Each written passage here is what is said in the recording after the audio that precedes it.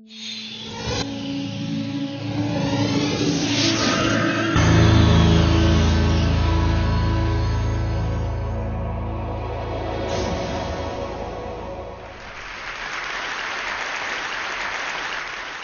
imagine a big explosion as you climb through 3,000 feet. Imagine a plane full of smoke. Imagine an engine going clack, clack, clack, clack, clack, clack, clack. Sounds scary. Well, I had a unique seat that day. I was sitting in 1D. I was the only one who could talk to the flight attendants. So I looked at them right away, and they said, no problem. We probably hit some birds. The pilot had already turned the plane around, and we weren't that far. You could see Manhattan. 2 minutes later, 3 things happen at the same time. The pilot lines up the plane with the Hudson River. It's usually not the route. He turns off the engines. Now imagine being on a plane with no sound. And then he says 3 words, as unemotional 3 words as I've ever heard. He says, brace for impact. I didn't have to talk to the flight attendant anymore. I could see in her eyes, it was terror. Life was over. Now I want to share with you 3 things I learned about myself that day. I learned that it all changes in an instant.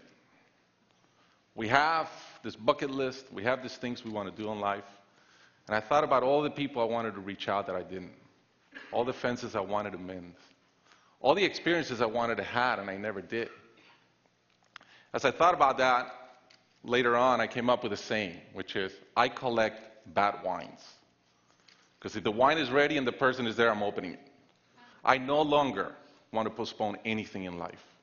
And that urgency, that purpose has really changed my life. The second thing I learned that day, and this is as we clear the George Washington Bridge, which was by not a lot, I thought about, wow, I really feel one real regret. I've lived a good life. In my own humanity and mistakes, I've tried to get better at everything I've tried. But in my humanity, I also allow my ego to get in. And I regretted the time I wasted in things that did not matter with people that matter. And I thought about my relationship with my wife, with my friends, with people. And after, as I reflected on that, I decided to eliminate negative energy from my life. It's not perfect.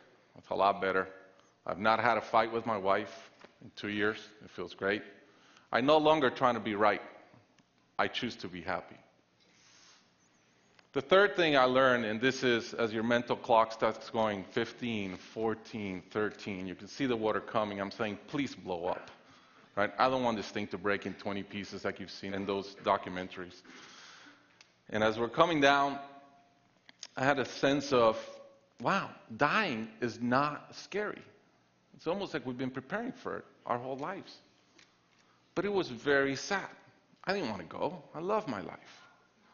And that sadness really framed in one thought, which is, I only wish for one thing. I only wish I could see my kids grow up.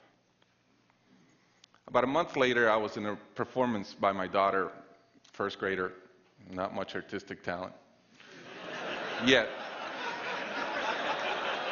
And I'm bawling, I'm crying like a little kid. And it made all the sense in the world to me. I realized at that point, by connecting those 2 dots, that the only thing that matters in my life is being a great dad. Above all, the only goal I have in life is to be a good dad. I was given the gift of a miracle of not dying that day. I was given another gift, which was to be able to see into the future and come back and live differently. I challenge you guys that are flying today. Imagine the same thing happens on your plane, and please don't.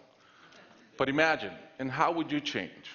What would you get done that you're waiting to get done because you think you'll be here forever? How would you change your relationships and the negative energy in them? And more than anything, are you being the best parent you can? Thank you.